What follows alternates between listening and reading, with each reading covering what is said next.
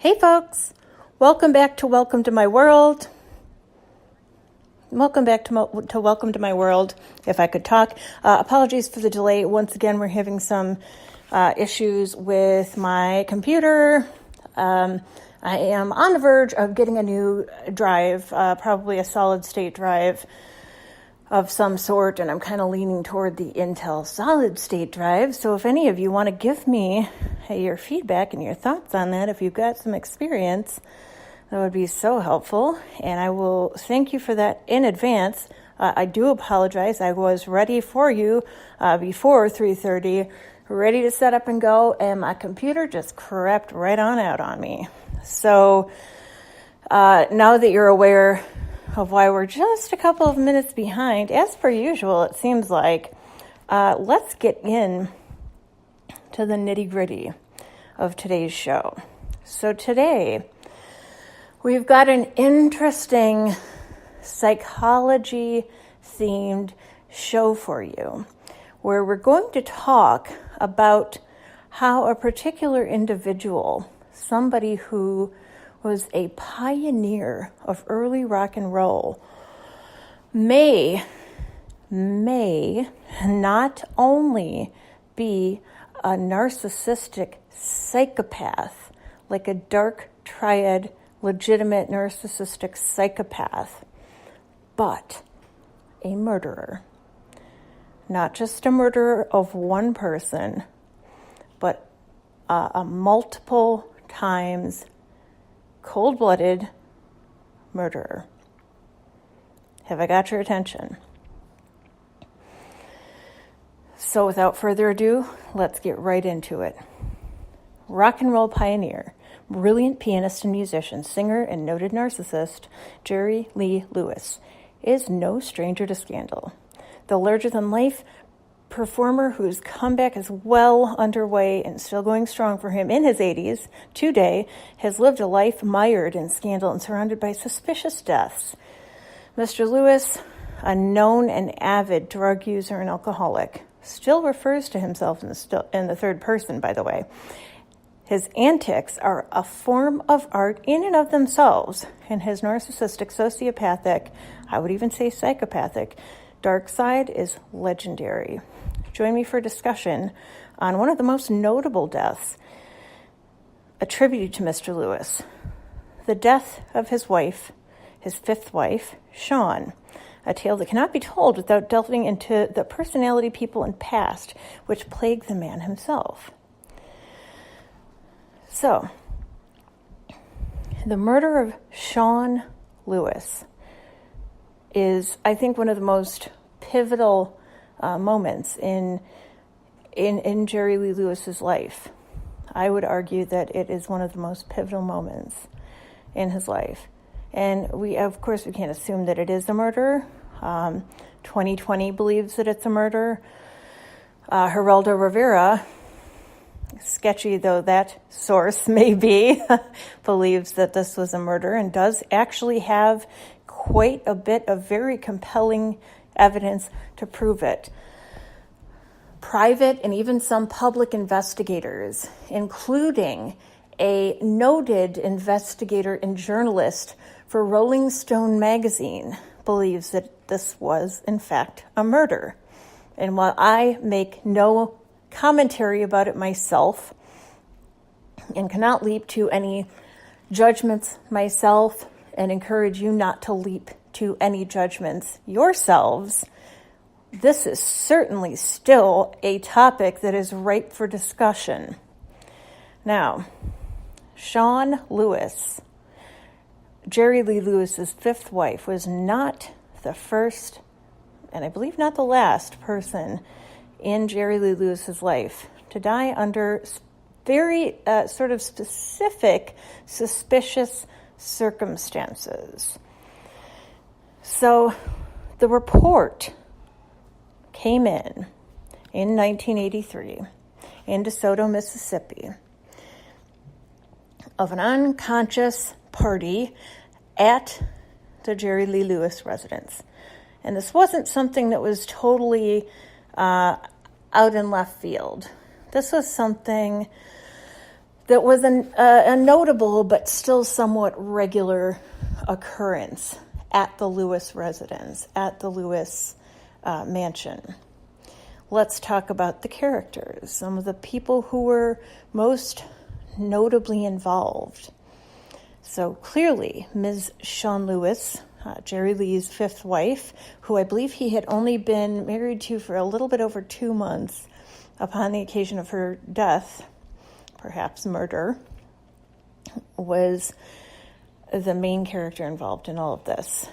There was Lottie Jackson, who was a caretaker who had worked with and lived with Jerry Lee Lewis for many, many years.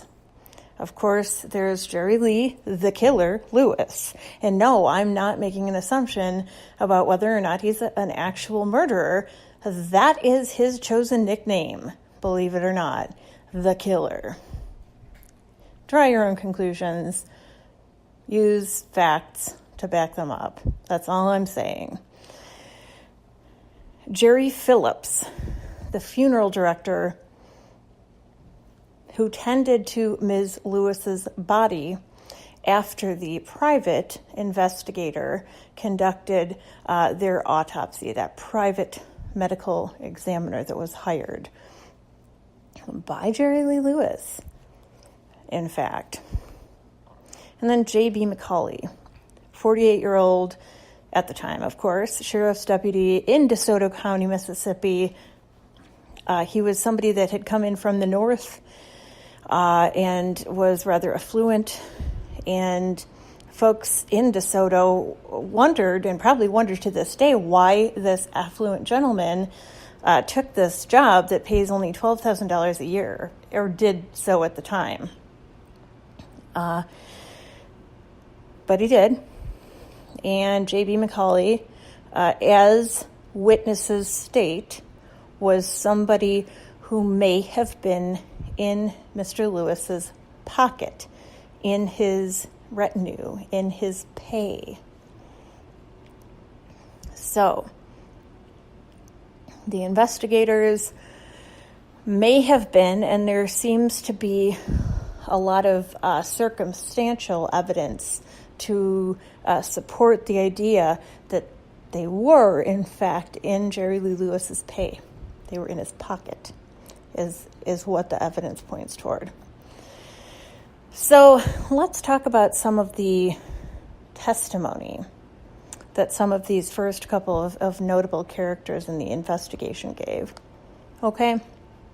And I'm going to read you the situation and the testimony as we go through the list of characters, because there are quite a few, and I want you to remember each one. It's rather important. So again, starting at the beginning, we've got Ms. Shawn Lewis, who is Jerry Lee's fifth wife, second wife, right in a row, actually, to die under very suspicious circumstances at quite an opportune time, interestingly enough. We've got Lottie Jackson, the caretaker, who had lived with Jerry Lee for so many years and had been kind of cleaning up his messes for quite a while, according to witnesses. Lottie Jackson, the housekeeper, showed Sonny into a spotless room. Gauzy drapes, Sonny was one of the investigators and was an EMT at the time. Gauzy drapes filtered the noonday light. There was nothing on the tables, no clothes strewn about, no dust, just a body on the bed. Apparently on a bed that wasn't even hers, turned away slightly toward the wall, with the covers drawn up to the neck. Sonny probed with his big blunt fingers, had a slender wrist. It was cold. "It's Ms. Lewis," Lottie said. "I came in. I couldn't wake her up." Sonny already had the covers back, his thick hand on the woman's neck where the carotid pulse should be. The neck retained its body warmth, but no pulse. Now he bent his pink moon face with its sandy fuzz of first beard over her pale lips. No breath. He checked the eyes. Her eyes were all dilated. "That's an automatic sign that her brain has died completely," said Sonny. Jerry Lee, the killer Lewis, obviously, is our next character, and we'll talk a lot about him as we move on through the story. Jerry Phillips was the funeral director who found a hypodermic needle mark on Ms. Shawn Lewis, matching needles owned and likely used by Jerry Lee Lewis, who did so after the private medical examiner cleared the body in a matter of only a couple of hours, probably not enough time for a real investigation, saying that there was no sign of foul play. But immediately upon examining that body, Mr. Jerry Phillips, the funeral director, noticed real signs of possible foul play. J.B. McCauley, as we talked about before, that affluent northern transplant who was the main sheriff's deputy at the time of the investigation, he didn't leave a statement initially, but when pressed, when further investigation was warranted, and he, I guess, knew he had to testify and had to give some kind of a statement, he said the following. Upon entering a small bedroom on the east side of the residence, Mr. Lewis was bending over the bed where a white female was lying, partially covered by a bedspread. She was clad in a negligee. When I first arrived, Mr. Lewis's speech was heavily slurred, but he was alert and coherent. I telephoned the sheriff's office and requested a justice of the peace if the coroner could not be located,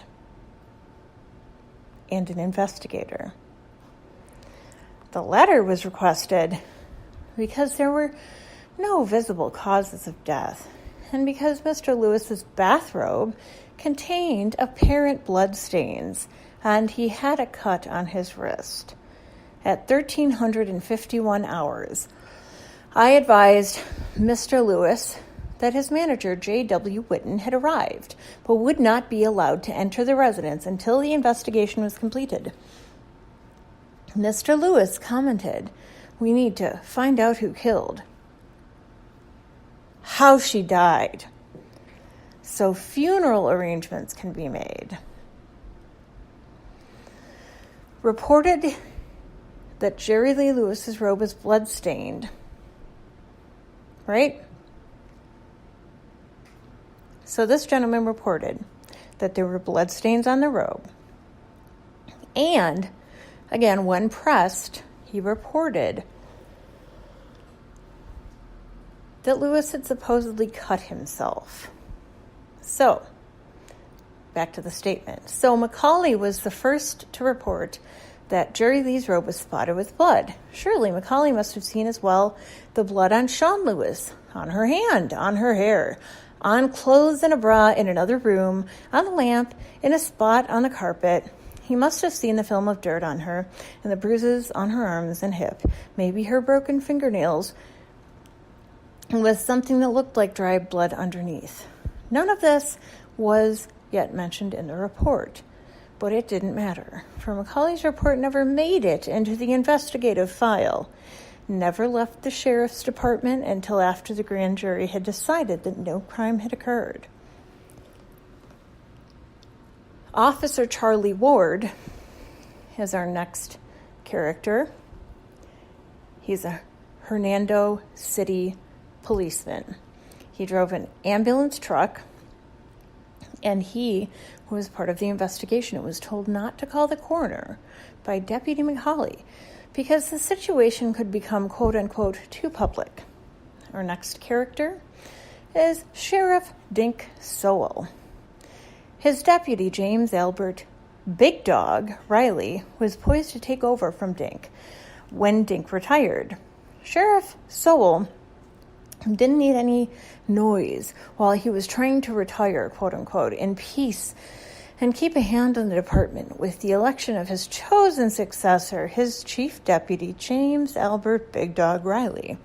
There were too many rumors already about James Albert and that Hernando's Hideaway, the club that they frequented, and its crowd.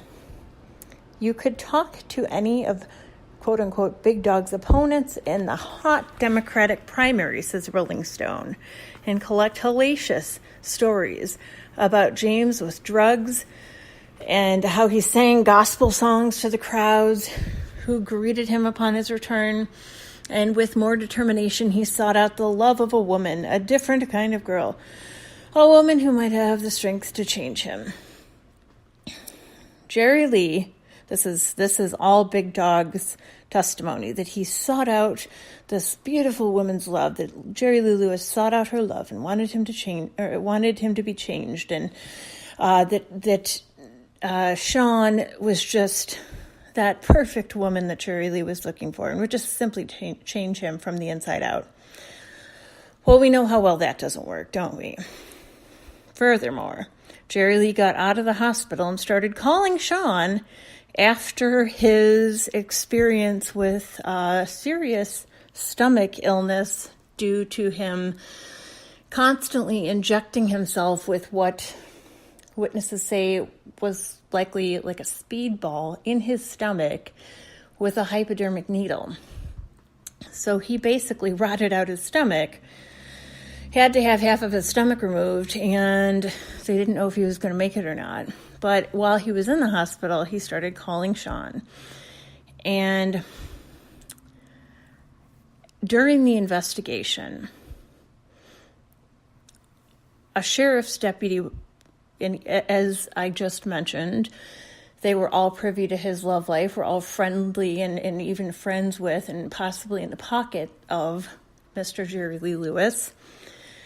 And during the investigation, these were the people who were ordered to, quote unquote, keep the damn press away from his house. So even from the moment that her body was discovered, Mr. Lewis, his residence, the entire estate was just walled off. And it was walled off by all of these people who seemed to have been complicit in whatever may have happened. These law enforcement officers were not unbiased. They were in his pocket. They were people who were complicit in his story and should have, if they had any decency, in my humble opinion at least, excused themselves from the investigation. But instead, they walled off his mansion, they walled him away, and they cordoned him off so that nobody could come for him, nobody could bother him. That seems a little problematic to me. What do you think about it? I think that seems a bit odd. More than a bit, actually. But let me know what you think in the live chat in the comments. Some notable information in this case was that, as I mentioned previously, this wasn't the first or the second suspicious death surrounding Jerry Lee Lewis. His wife, Jaren Lewis, also died under very suspicious, I would say, circumstances, as did two of his sons. At least one of them died in a very suspicious auto accident. Jaren Lewis, the wife that Jerry Lee wanted to, quote-unquote, be rid of so that he could pursue and solidify his budding relationship with Shawn, which is, of course, a tactic that narcissists often use, just so happened to die in a swimming pool. Okay? She died in a swimming pool just after being awarded a divorce settlement. Before she could collect, she was found face down in her swimming pool. And this was after Jerry Lee Lewis outright stated to witnesses, as I just mentioned, that he wanted to be rid of Jaren so that he could essentially hook up with Shawn.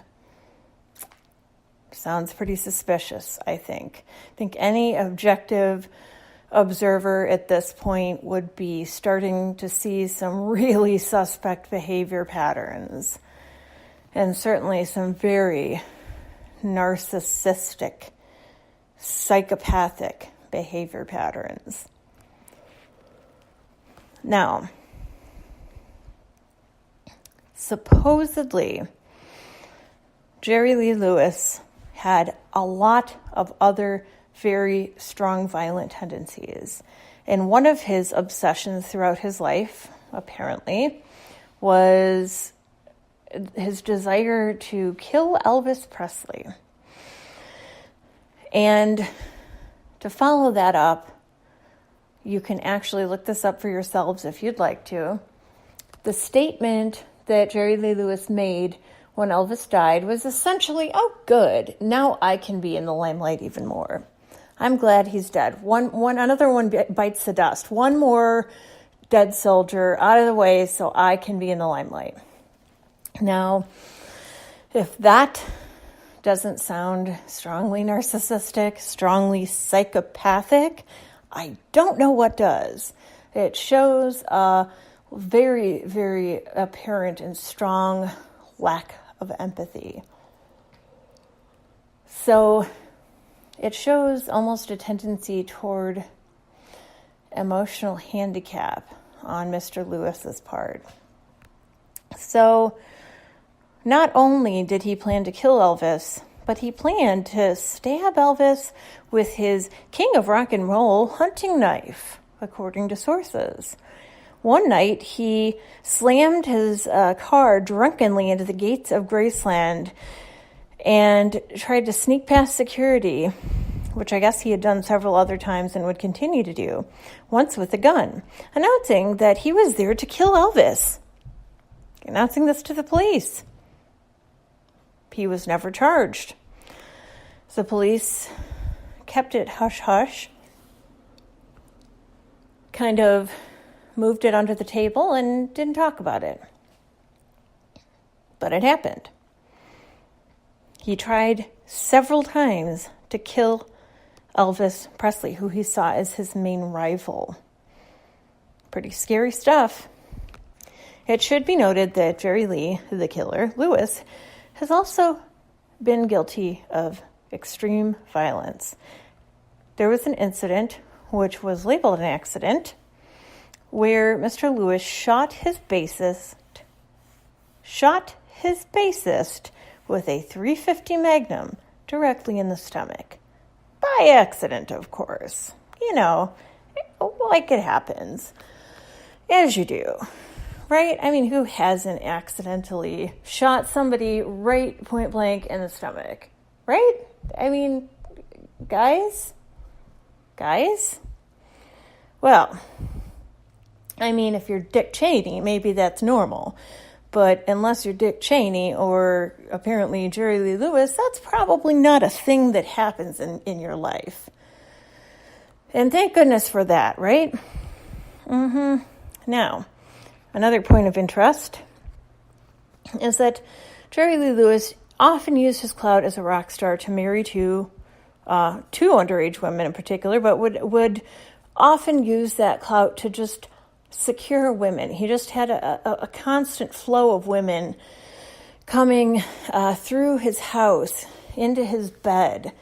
He was a serial philanderer, and from witness testimony, he wasn't open and honest about it. He wasn't, an ethical non-monogamous. He didn't have open relationships. He just had sex with who he wanted when he wanted. And if he was caught in a lie, he would become irate with his wife or girlfriend at the time, whoever that might have been, for catching him and for daring to comment on it. Again, a very narcissistic and sociopathic and psychopathic way to behave. So, as I mentioned, he used his clout to get women, and he used his clout specifically to marry two underage women, obviously on separate occasions.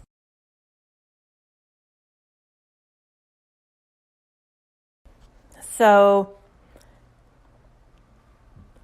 the first was a woman who I believe was 14 or 15 at the time that they were married, but I guess the marriage was somehow called into question perhaps it wasn't seen as legal or binding.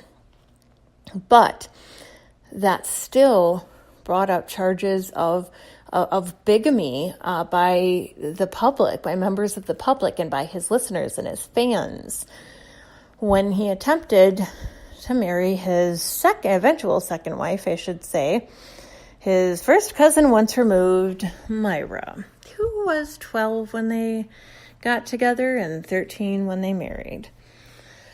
This second marriage was announced on live TV. I believe it might have been on like the Ed Sullivan Show or something, but it was announced for sure on live TV. And after they flew to Europe and went to England for a show together in 1958 for the beginning of his tour, let me tell you something, that didn't go too well. Mr. Lewis was not well accepted by the British people. In fact, they were so disgusted by the situation that simply for showing up with his 13-year-old wife when he was in his 20s in Britain, he went from being paid $10,000 a night for a show to making $100 a night if he was lucky. Side note, I make $100 a night for a show if I'm lucky. So this definitely was a situation that affected his career. And it was clear that he assumed it wouldn't have any effect. Probably because he's lacking in empathy. Probably because he doesn't have a good empathetic grasp on how other people, reasonable people like you and I, might respond to a startling, upsetting, or inappropriate situation. Which is rather a hallmark of the narcissist, of the psychopath, of the sociopath. His fourth wife, as I mentioned before, received a judgment in her favor when she attempted to get a divorce from him, and then received another judgment granting her a large settlement in that divorce, which was a really hard one for her. And like I mentioned before, she could collect, she was found face down in her pool. And like I mentioned before as well, Mr. Lewis had been courting her while he was with his last wife, and then courted his fifth wife while he was still with her, telling her that he wanted to get his fourth wife out of the way for her. Well, that sure happened when she was found face down in a swimming pool before she could collect her divorce settlement. And, as another sort of victim of Jerry Lee Lewis, if you will, even if we're just simply talking about being a victim of his behavior and of his abuse. Well, he was a victim of his own abuse when he almost killed himself with the speedballs to his stomach, right? Now, if he hadn't been in the hospital, interestingly enough, he might not have even gotten back together with Shawn. Okay? So here's basically what happened as far as I know. Shawn had left him once already before they were married. And the way that this happened was that she asked her sister and her brother and her brother's friend to drive down and pick her up. Incidentally, because they had to stay overnight, I guess, from what I have read and researched. Incidentally, while they were staying the night, Lewis insisted upon a threesome with Shawn's sister, which, ew, right? Dude, not cool. Again, demonstrating that severe deficit in empathy and human understanding and compassion. Now, her younger sister, whose name was Shelley, flat out refused And good for her, by the way, for standing up for herself. And he slapped her across the face and threatened her. Par for the course at this point. Now, as they all left, as Shawn and Shelley and her brother and her brother's friend, who apparently Jerry Lee Lewis was incredibly jealous of and thought that the sister and brother had brought him to tempt Shawn away from Jerry Lee, on their way out the door, and as they drove off, apparently Jerry Lee Lewis was crouched at the door, looking out at them, and they, the folks driving away, thought and think to this day that he might have had a shotgun on them. And they kept telling one another to duck as they were driving away because they were worried that he was going to shoot. Well, this wasn't the only instance where he tried to shoot at Shawn. In fact, they had some sort of an argument in his house one time during their marriage. And apparently she left him like in the bathroom, and he closed the door and she walked away, but he didn't know whether she was standing right there on the opposite side of the door or down the hall somewhere, and he shot right through the door. So once again, as if we need more evidence at this point in time, Mr. Lewis demonstrates his just savage, and I don't mean that in the popular sense of the word, but just truly savage and brutal instincts, and his lack of empathy and lack of understanding of natural consequences for his behavior, right? So, not the first time that he shot at her. And to me, of course, shooting at someone definitely demonstrates the intent to kill without reservation. So you do the math, right? You do the math. Now, because shortly after Shawn and Shelley and their brother and the brother's friend, who I'm sure Shelley just brought down for backup because Lewis was a frightening guy. Obviously, they didn't bring the friend down to woo Shawn away from Jerry Lee. They brought him down for backup because they realized they were dealing with a psychopath. But after they drove away, they eventually settled in Texas. Apparently, Shawn was used to working a really kind of a cushy job at the time, at least, at a nightclub. And, having a certain style of life. And you can't blame her for that. I mean, she certainly made her life on her own. She didn't have Jerry Lee there to make her life what it was. She was a self-made person, which I'm sure he was insanely jealous of and insanely threatened by. But alas, things just didn't go too well for her in Texas.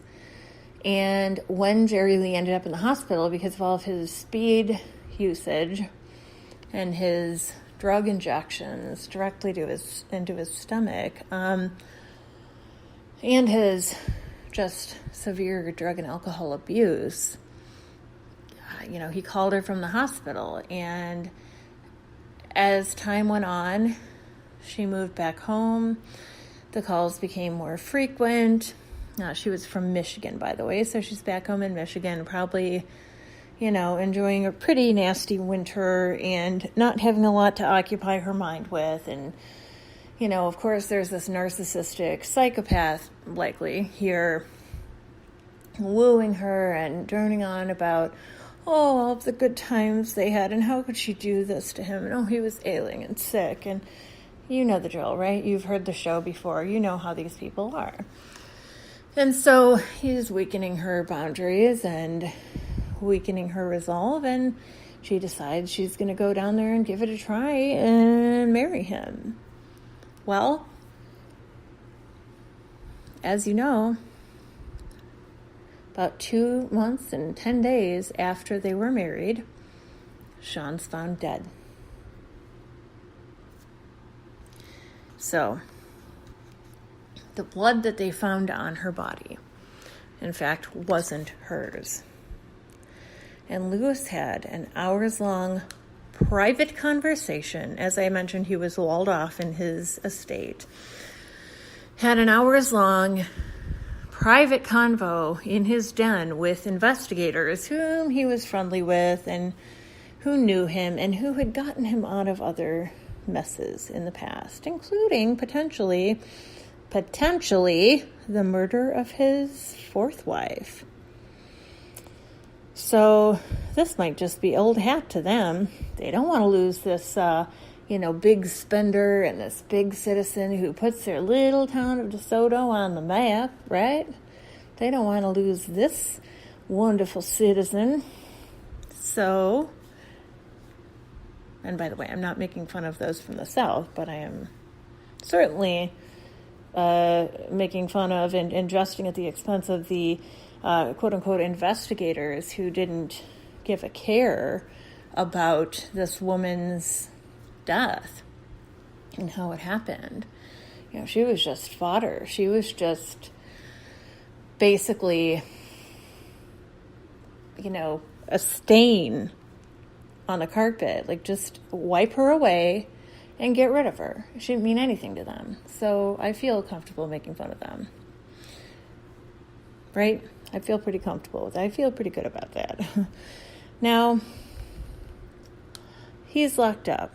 Jerry Lee Lewis is locked up in his house, having this long, hours-long conversation with the investigators, as private as possible. It was described as private as possible. And no one would have known about this. And certainly no one would have known about the needle mark on Shawn Lewis's body if not for the funeral director, Jerry Phillips, who I mentioned before when I was giving you a rundown of the characters who were involved. Now,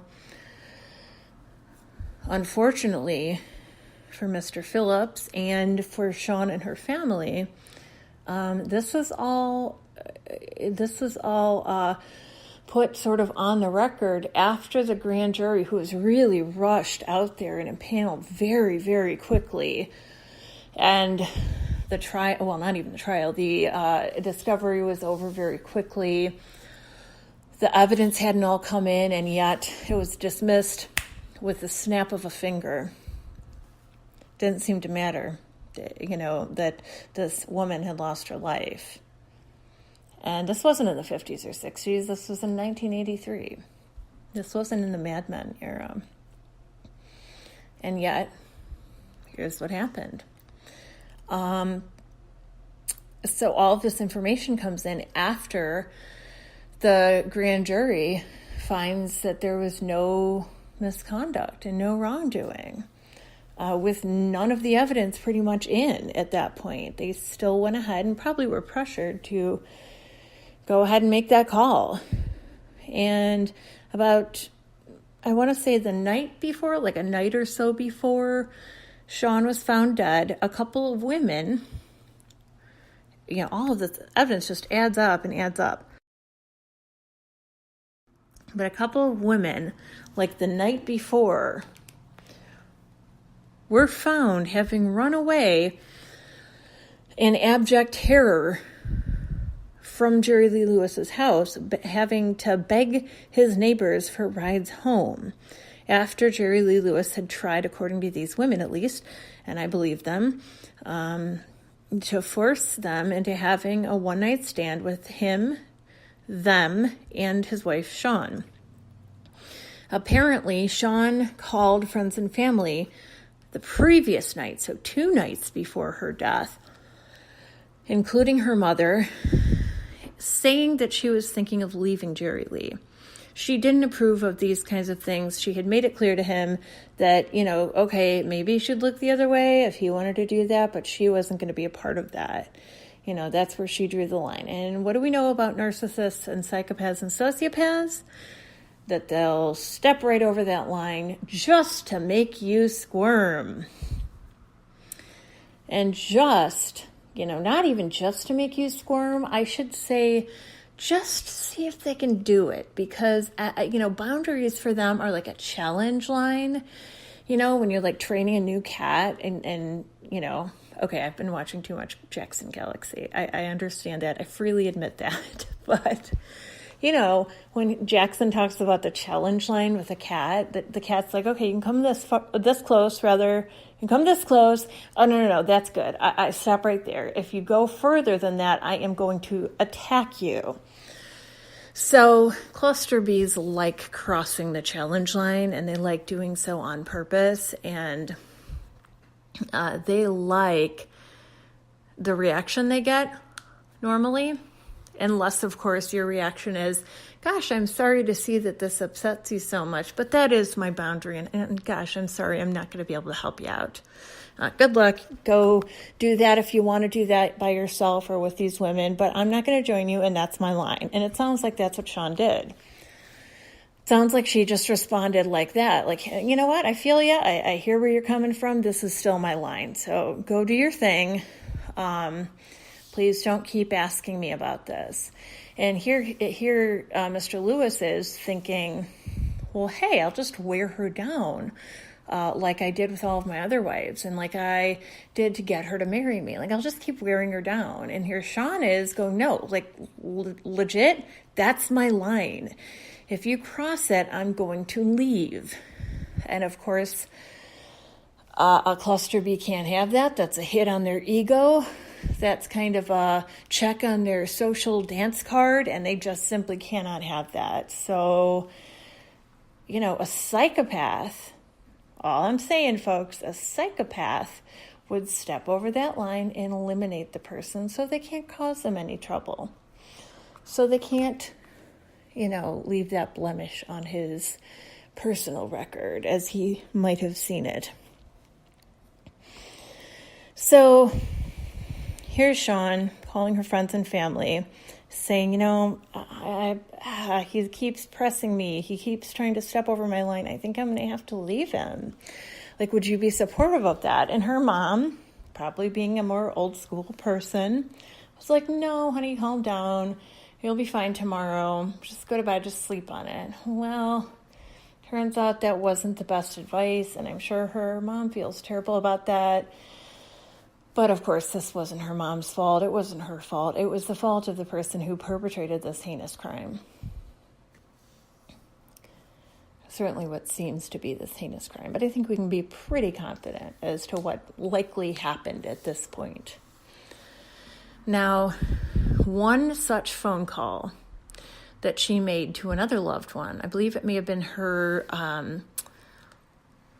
ex-fiance's sister. So she calls her ex-fiance to tell him that she's planning on leaving Jerry. And this is 2 nights before her death / possible murder. And Scott, her ex, is not home. So she talks to his sister. Midway through the conversation, the line goes dead on her end. Again, draw your own conclusions.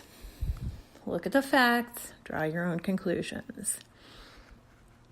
Now, you might want to be privy to the fact that Shawn was introduced to Jerry Lee Lewis by his manager, J.W. Witten's girlfriend at the time, Pam, who was one of her co-workers at the nightclub she worked at.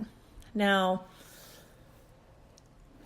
as I mentioned, and as you probably guessed by this point in time, Jerry Lee Lewis was a big person on the nightclub scene, right? And any cluster B would want to be like a big man on campus, big man on the scene, big important VIP that comes into the club and receives all of this attention. And that's certainly what he got when he went to these nightclubs.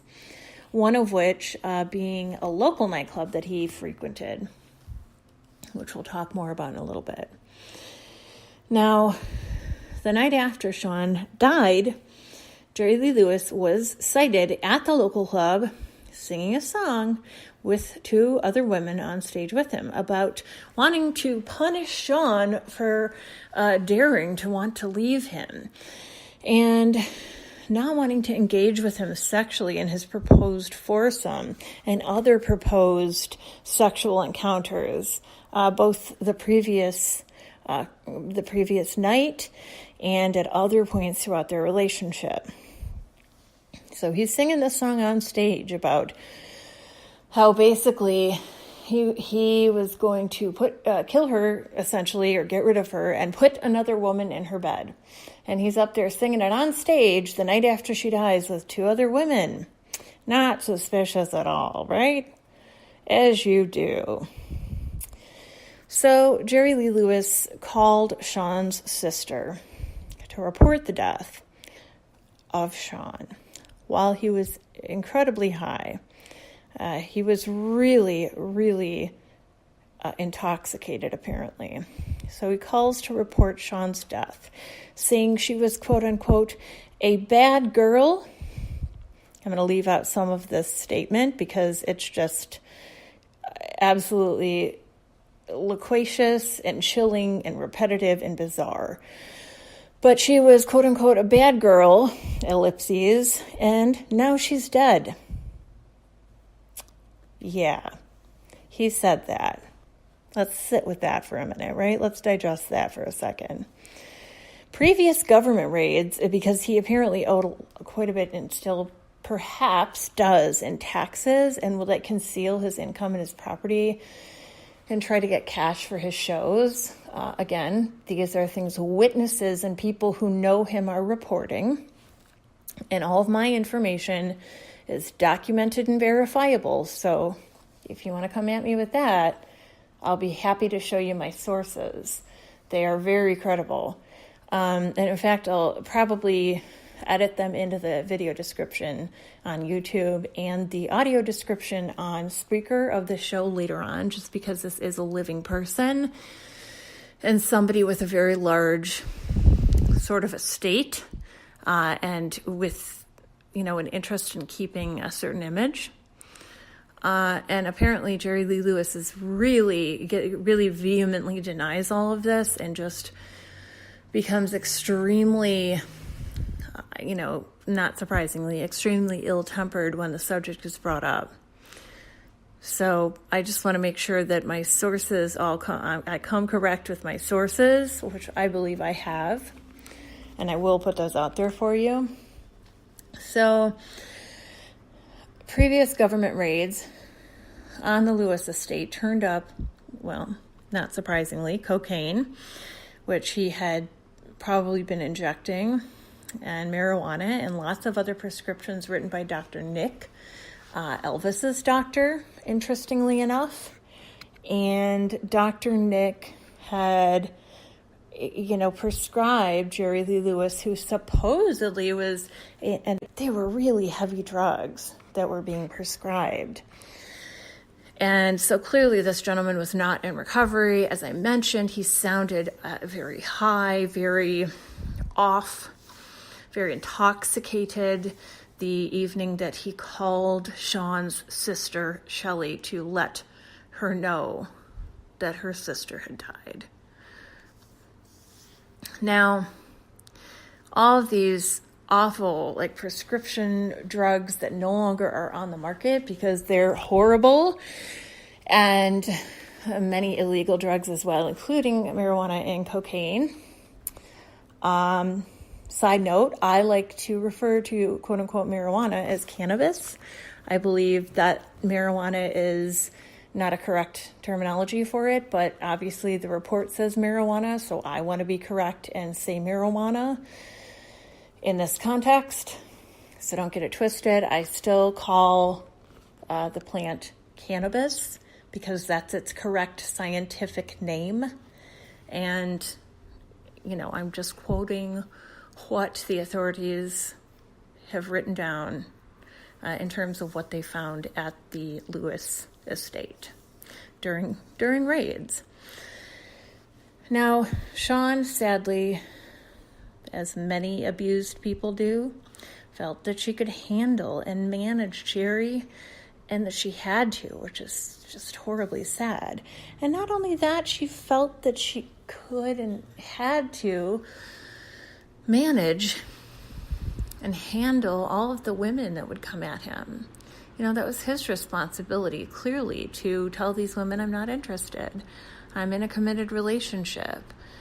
Or, at least don't come up to me when I'm with my wife, right? But they would, and she just truly in her heart felt that it was her job to handle them and manage them and handle him and manage him and handle the situation and manage the situation. And I just find that to be horribly sad, but that is how she felt, and that's how many victims of abuse feel. Now, despite always having loved her ex, Scott, whom she left in favor of touring with Jerry Lee Lewis when she met him at the club she was working at, she ended up with Jerry Lee Lewis, in the end, only because Scott would never forgive her for leaving him, quote unquote, for a rock star to tour with Jerry Lee Lewis. Well, while it wasn't the 50s and 60s, this was over 30 years ago. Times have changed. People can make up their own minds about who they choose to be with at any given time. We don't have to, keep score and hold things against each other. And I think we've got a healthier outlook and healthier general attitude nowadays. But back then, perhaps that wasn't so. Now, so, this was a sad situation for her. She was basically stuck with Jerry Lee Lewis because her ex just wasn't confident enough to believe he could be her true love or her, monogamous partner and vice versa. Of course, as we talked about, Jerry Lee had blood all over him. She had blood all over her. The evidence was that the blood wasn't hers, and it came in after that grand jury decided that there was no evidence of foul play. Now, locals have reported, again, as I mentioned, that Jerry Lee Lewis, habitually greased the palms of local law enforcement and politicians. So, of course, it was really hard to pin investigators down on this matter. And the official cause of death, despite Jerry, the wonderful funeral director, and his findings, the official cause of death was still put down by the private hired medical examiner to be death by way of fluid in the lungs due to methadone overdose.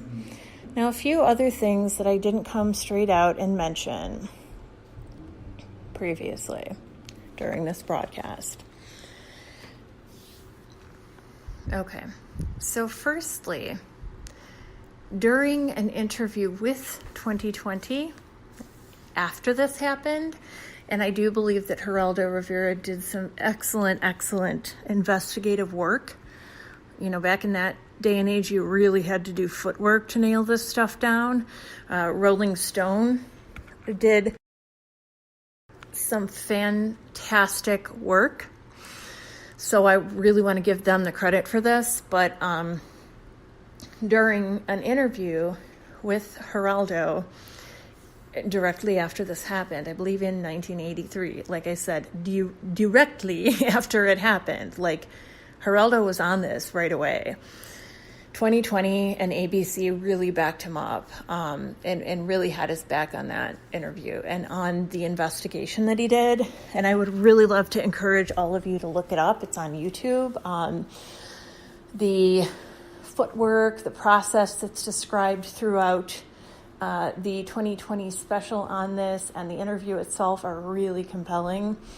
And then the Rolling Stone article is also very compelling. But in that 2020 interview, Jerry Lee Lewis, that is, specifically comes out and tells Geraldo Rivera. Now, this was a completely new addition to the story, folks. Don't get it twisted. This wasn't something that Geraldo and Rolling Stone just, didn't include in their original reports. Like, this is stuff that this cluster B, likely personality disordered individual, is embellishing as he goes along. Because he can't help himself. Because he simply can't help himself. So here's what he embellishes when he sits down with Geraldo. Firstly, I think it's odd that he felt that he had to give Geraldo a concert in addition to doing this interview, which is kind of creepy and weird. I'm not going to sit down after my loved one dies and go, let me break out my guitar and sing you a song. I'm pretty much going to be crushed and not even thinking about that because, hey, it's not about me. And I'm not going to be in the mental state for that. Nobody really should be. Nobody empathetic, at least. But aside from this bizarre, concert that he sits down and does for Geraldo in this interview that's supposed to be so serious about his wife's death and perhaps murder, he tells Geraldo this new information that Jerry Lee Lewis had been up all night with his wife Shawn, and that he had just been so worried about her because she had threatened to take drugs and perhaps overdose. And she was known for taking drugs, and she actually threatened to overdose on methadone. And hey, he might even remember, oh my gosh, it just occurred to him during this national interview that he might even remember her injecting herself, maybe with methadone and overdosing, and that maybe he kind of remembers that, which again is very, very, very cluster B. They add superfluous details. They add facts that really are bizarre and don't belong in the story just because they can't help themselves. And so he essentially tells Geraldo that he was such a doting husband that because they had fought before, and obviously he had to say that they fought because investigators found broken glass everywhere, all over the house. So clearly there was a fight, and they found his blood all over her and all over him, and perhaps blood under her nails, and so he had to admit to having a fight, but he was just so worried about her, he tells Geraldo after the fight, and maybe she kind of threatened to, and perhaps even did inject herself with an overdose of methadone, maybe, kind of, and stuff, or something, whatever, and that he was up with her all night, and he was so worried about that he was checking on her every hour for 5 hours, which is a random amount of time. Where did you come up with 5 hours? But so, his story just changes, and it's so obviously false. And so, essentially Geraldo then talks to experts about it, and he asks them, okay, so the story is changing. Jerry Lee Lewis has flat out told me on national TV now that he was up for 5 hours with her, checking on her every hour. Does this seem legitimate? And two independent investigators, two people who are very aware of medical issues, I believe they're medical examiners or just MDs perhaps. You can see for yourself in the YouTube video, actually. So these two medical professionals who are very familiar with what somebody who had overdosed on methadone might be going through say flat out, unequivocally, without even having talked to each other, only talking to Geraldo one-on-one, that just doesn't line up, and that if he had been checking on her, particularly 5 hours after she had overdosed, that he would have noticed that she stopped breathing. Now, Jerry Lee comes in and tells Geraldo that he was, quote unquote, checking for a pulse, which again, to these investigators, kind of brought up a few red flags. They were like, well, okay, yeah, you might be checking for a pulse, but if her pulse is steady, what you're probably going to be checking for is breathing, right? For instance, if you or I walked into a room and saw someone unconscious, yeah, you might check their pulse, but if they've been laying there for a while, you're going to check and see if they're breathing, right? So Jerry Lee doesn't mention that, which is in the investigators who Geraldo spoke with minds, they feel that that's suspicious right there. And they say that had he really been with her for 5 hours after the fact, he would have known, they say even the most basically ignorant person on earth who has no medical knowledge whatsoever is going to know that there's something wrong and is going to call 911. So clearly, either he was there and wanted her to die, or he fabricated the entire thing and did not come in and check on her and simply left her to die. So Geraldo then asks a legal professional, could this be a case of, at the very least, like negligent homicide or manslaughter? And their answer is an unequivocal yes, it absolutely could be. But because the grand jury has already come to a conclusion about the case, nothing can be done. So, folks, I'm going to leave it at that. I think that evidence speaks for itself. What do you think? Did he do it? Let me know in the comments. Let me know in the chat. You decide. I'd love to know what your thoughts are on the matter and what you thought of this podcast and what you think about the situation. Does this give you new light into this absolute rock and roll pioneer, rock and roll founding father? Or did you always kind of know he was a creep? Did you always think he was a little off? Or are you a huge fan and this just completely caught you off guard? Let me know what you think.